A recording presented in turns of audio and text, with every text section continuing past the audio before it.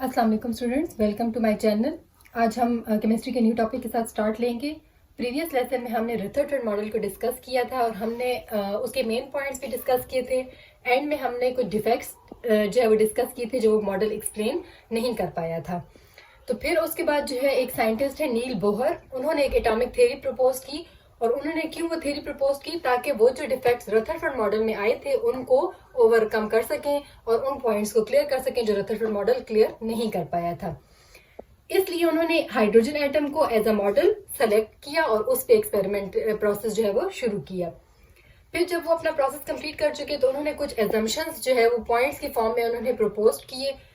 उनमें से जो सबसे पहले वाला था वो ये था कि इलेक्ट्रॉन जो है वो जब न्यूक्लियस के गिर्द रिवॉल्व करेगा तो वो सर्कुलर मोशन में रिवॉल्व करेगा। मिड में न्यूक्लियस होगा और साइड पे वो सर्कुलर मोशन में इलेक्ट्रॉन रिवॉल्व करेगा। उस इलेक्ट्रॉन की जो रिवॉल्वमेंट है न्यूक्लियस के गिर्द वो क्या है, सर्कुलर पाथ में होगी।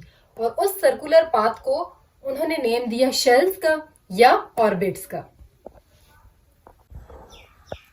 सेकेंड अजम्पशन जो नील बोहर ने प्रपोज किया वो ये किया कि इलेक्ट्रॉन जो है एक एनर्जी के साथ रोटेट करता है न्यूक्लियस के गिर्द। तो जो वो इलेक्ट्रॉन की एनर्जी है वो किसके प्रोपोर्शनल है?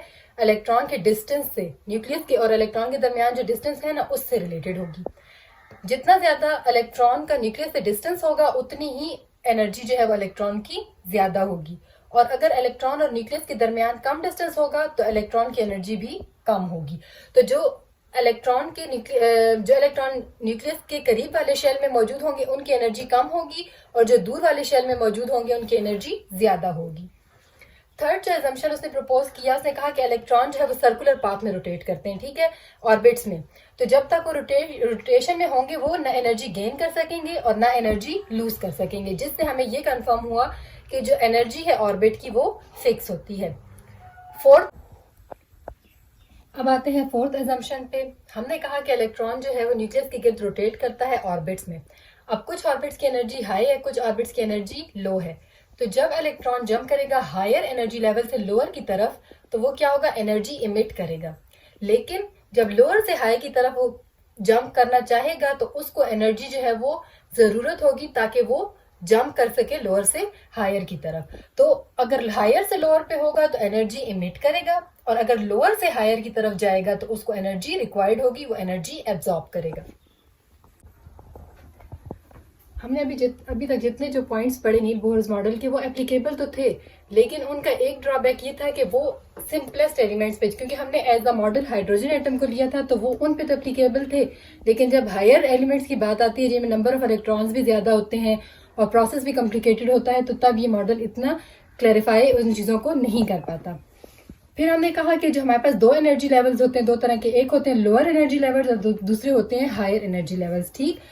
तो हायर और लोअर के जो डिफरेंस को रिप्रेजेंट किया वो किससे किया? डेल्टा ई से। और जो डिफरेंस था वो किसके इक्वल आ रहा था? एच वी के। अब ये एच हमारे पास क्या है? प्लैंक्स कांस्टेंट है, इसकी स्पेसिफिक वैल्यू होती है। और वी क्या है? फ्रीक्वेंसी को रिप्रेजेंट कर रहा है। फ्रीक्वेंसी मीन्स जो नंबर ऑफ टाइम्स जो एक्टिविटी परफॉर्म होती है। और डेल्टा ई हमारे पास किसको रिप्रेजेंट कर रहा है? हायर और लोअर एनर्जी लेवल के डिफरेंस को। फिफ्थ पॉइंट हमारे पास जो बोहर मॉडल ने एजम्पशन दी वो ये दी कि इलेक्ट्रॉन जो है वो जब रोटेट करता है ऑर्बिट में तो वो ऑर्बिट्स में ही रहेगा। दो ऑर्बिट्स के दरमियान वाली जो पोजीशन होती है उसके दरमियान वो एग्जिस्ट नहीं कर सकता। अब ये हमारे पास थोड़ी सी ग्राफिकल रिप्रेजेंटेशन है। इसमें क्या है कि सेंटर में न्यूक्लियस है और उसके गिर्द इलेक्ट्रॉन रिवॉल्व करेगा, किसमें? ऑर्बिट्स में। तो जो पहला वाला ऑर्बिट है उसको हम 1 नंबर देते हैं, जो सेकंड ऑर्बिट जिसकी एनर्जी पहले वाले से ज्यादा होगी उसको 2, और जो थर्ड वाला है उसको हमने, जिसकी एनर्जी ये 2 से ज्यादा होगी उसको हम कहेंगे 3, क्योंकि हमने पीछे डिस्कस किया कि जितना न्यूक्लियस और इलेक्ट्रॉन का डिस्टेंस ज्यादा होता जाएगा उतनी ही ऑर्बिट की एनर्जी इंक्रीज होती जाएगी, ठीक है। फिर फिफ्थ पॉइंट जो था इस नील बोहर मॉडल का वो ये था कि एंगुलर मोमेंटम जो कि प्रोडक्ट होता है इनर्शिया का और मास का, क्योंकि मोमेंटम क्या है? रोटेशन ऑफ बॉडी है सर्कल में जब रोटेशन होगी तो वो यहाँ पे किसके इक्वल आता है? Integral multiple of h/2π। h हमारे पास था प्लैंक्स कांस्टेंट, n को हमने किससे रिप्रेजेंट किया? नंबर ऑफ शेल्स से। अब ये जो फर्स्ट है तो वो n हमारे पास किसके इक्वल होगा? 1 के। जब सेकंड ऑर्बिट होगा या सेकंड शेल होगा तो वो किसके इक्वल होगा, 2 के।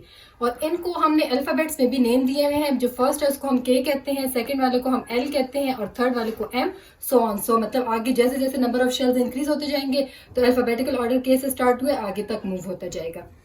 यहाँ पे हमने वैल्यूज कैलकुलेट करनी है, तो उसके लिए एन हमारे पास किसको रिप्रेजेंट करेगा, नंबर ऑफ शेल्स को, जो कि 1 2 3।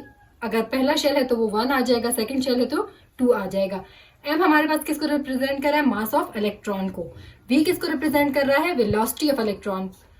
आर जो है वो रेडियस ऑफ ऑर्बिट, उस ऑर्बिट का रेडियस, रेडियस किसको कहते हैं, न्यूक्लियस से लेके ऑर्बिट तक के डिस्टेंस को, तो वो किसके इक्वल आएगा, आर के। और जो एच की वैल्यू है वो फिक्स्ड है क्योंकि ये कांस्टेंट है। इसकी क्या वैल्यू है, 6.626 इंटू 10⁻⁻34 जाउल पर सेकेंड। प्लांक्स कांस्टेंट का जो यूनिट है वो है जाउल पर सेकेंड। तो इसके थ्रू हम पीछे हमने डिफाइन किया कि डेल्टा ई किसके इक्वल होता है, E2 माइनस E1, जो कि higher energy level minus lower energy level. तो हम किसी भी इलेक्ट्रॉन जब इमिट करेगा एनर्जी या एब्जॉर्ब करेगा तो वो वैल्यू हम इन इक्वेशंस के थ्रू कैलकुलेट कर सकते हैं। इंशाल्लाह नेक्स्ट वीडियो में हम इलेक्ट्रॉन, प्रोटॉन और न्यूट्रॉन के मासेस और जो चार्जेस है उनको डिस्कस करेंगे। तब तक के लिए अल्लाह हाफिज।